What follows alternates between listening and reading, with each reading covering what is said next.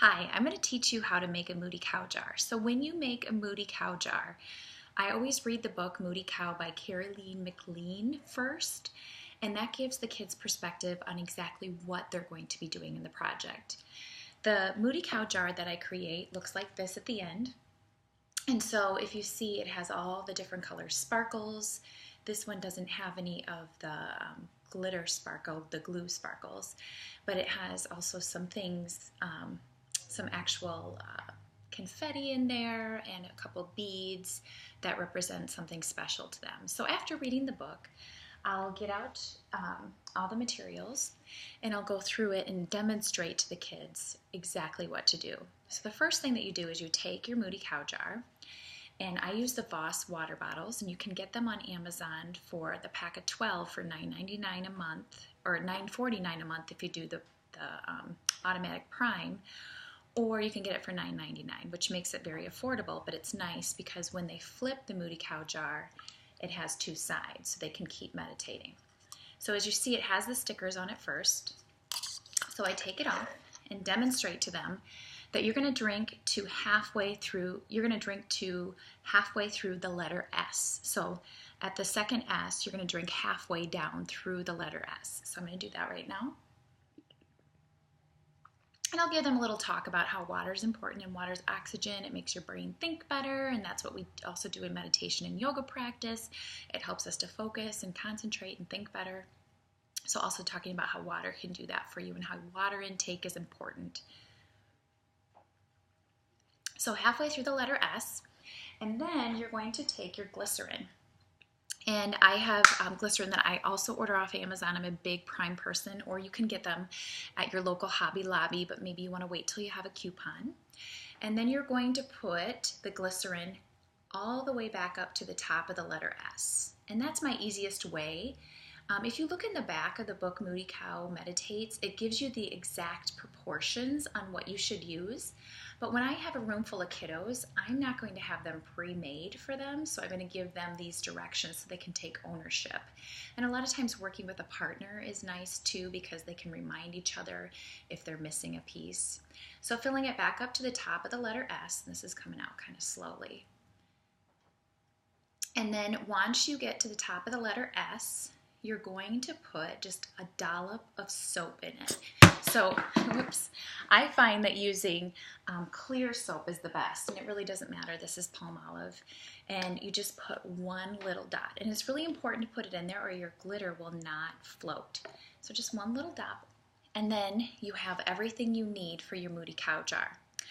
So the next thing that you're going to do then, and this is really important, the next part of what you're going to do is you're going to talk to the kids about the sparkles. In Moody Cow Meditates, he only talks about anger and how meditating can help your anger. So I take it a step further when we do the sprinkles, and I talk to the kids about different emotions that they have. What are some different emotions that you have?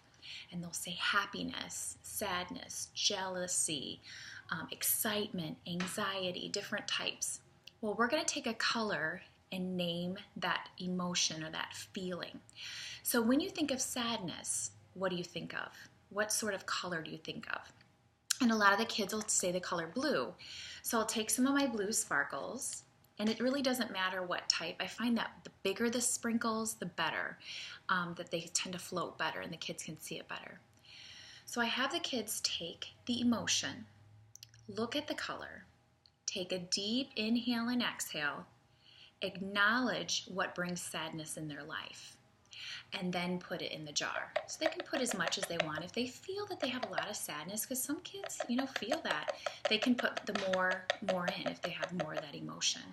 Maybe they want to put different shades of blue because they have different shades of, sadness in their life. And kids are like that. They come up with some of the wisest things that we've ever heard. Then another emotion. Maybe they have joyful and happy, feeling joyful. And what is that for you? And a lot of girls will say pink. Boys might say something else. So taking that emotion, taking a deep inhale and exhale, acknowledging what brings joy in your life, and then putting it into the Moody Cow jar. Then they move on. Maybe they want to talk about green and envy and what is envy and what makes us jealous in our lives. We all have jealousy, or maybe envy has a different meaning than jealousy. Maybe jealousy's purple. You know, kids will come up with their own creative ideas. And then what's anger for you? Anger's red. Okay, so maybe you have different sorts of anger. Maybe you're angry about the litter in the street, and that's a different shade of red than anger when your sister, you know, like in Moody Cow meditates when she, you know, writes on your new skateboard. So you name all the emotions that you want, and then if you want to, you can use some glitter glue because that gives it a little bit different texture. So this is the blue, so maybe this is more sadness. And so you can add some of that in there. It just gives it a little bit different texture. It's really up to you. And then I always have beads for the kids to add a little bit more weight because some things are going to fall faster to the bottom of the jar than other things. And that also is represented by, you know, some things you're able to calm down about sooner than other things. So maybe they want to put their favorite color. Maybe there's an animal one, like a dog that, you know, sometimes their dog, they need to, you know, have a little bit of calming time from their dog because their dog gives them anxiety, or maybe they're scared of dogs. Then I also do like little confetti pieces. And you can get these at Hobby Lobby on Amazon. And some are stars, some are snowflakes, some are plant leaves, little trees, butterflies, just things that they can watch and come down. So I have them pick things that have meanings. Some are hearts because they know that meditating makes them calmer, it makes them happier. And there's also some snowflakes. That's nice to see those fall. And they fall a little bit slower. And so they're nice to watch falling to the ground. And then you just screw the lid on the top once you're finished. And then this is where I tell the kids they can take off the Voss stickers. They always want to take the stickers off right away, but I tell them not to because we need to measure where the S is at, so not to do that. And then I don't want them doing it in the middle because the water could spill all over, so I always wait till the lid's back on top, and then they can rip it off. And if some kids, you know, the little ones, 4-year-olds, are going to have trouble getting them off, so you can take it off for them. It's really easy. They slide off in one piece. And then you talk to the kids about shaking them up. And that, again, just like the book, that's all your emotions going around like crazy. That's you getting excited or upset. And then placing the Moody Cow jar down on the floor.